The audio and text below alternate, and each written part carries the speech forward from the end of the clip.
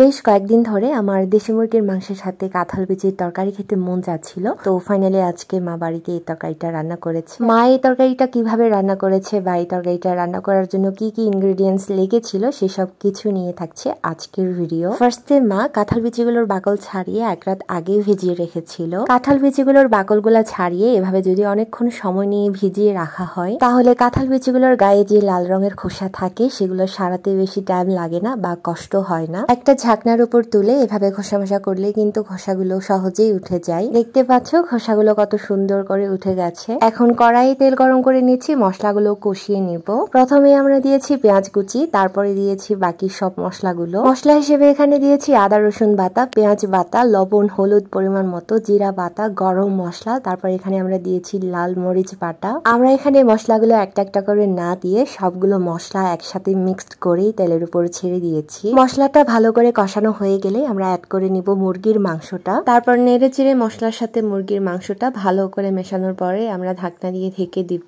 এভাবে করে অনেকক্ষণ যাবত মশলার সাথে মাংসটা ভালো করে কষিয়ে নিতে হবে। এবার মাংসটা কষানো হতে হতে তোমাদের কাছ থেকে আমি জেনে নিই যে তোমরা কে কে আমার মতো কাঁঠাল বিচির সাথে এই মুরগির মাংসটা খেতে পছন্দ করো, অবশ্যই কমেন্ট করে জানাবে।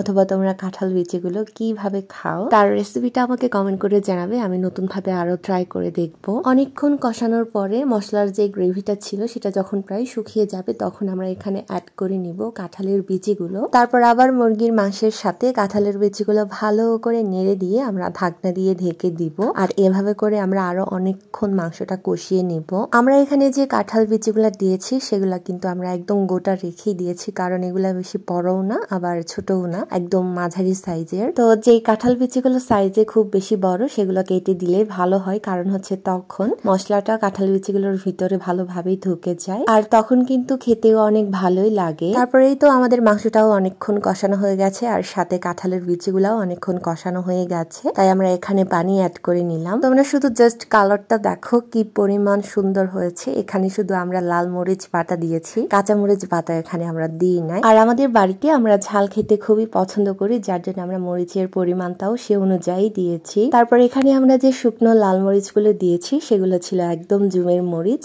আর জুমের মরিচ মানেই তো তোমরা জানো অনেক ঝাল। তারপরে এই তো দেখতে দেখতে আমাদের তরকারিটা হয়ে গেছে। তোমরা দেখতে পাচ্ছ এখানে ঝোলটা অনেকটা শুকিয়ে গেছে আর তোমরা কালারটা দেখতে পাচ্ছ কি পরিমাণ যে সুন্দর হয়েছে। আমার তো এই ভিডিওটা এডিট করতে করতে আবার জিভে জল এসে যাচ্ছিল, মানে বোঝো এই তরকারিটা খেতে কি পরিমাণ ভালো হয়েছিল। তো আজকের এই দেশি মুরগির মাংসের সাথে কাঁঠাল বিচির তরকারিটা তোমাদের কেমন লেগেছে সেটা অবশ্যই কমেন্ট করে জানাবে, আর ভালো লাগলে অবশ্যই লাইক কমেন্ট শেয়ার করে দিবে। আমি অনেকগুলো তরকারি নিয়ে খেতে বসে গেছি আর এখানে আমি কি কি তরকারি দিয়ে ভাত খাচ্ছি সেটা পরের ভিডিওতে অবশ্যই জানাবো। তো দেখা হবে নতুন আরেকটি ভিডিওতে নতুন কোনো ভিডিও নিয়ে। সে পর্যন্ত সবাই ভালো থেকো, সুস্থ থেকো, নিরাপদে থেকো। Tata, bye bye.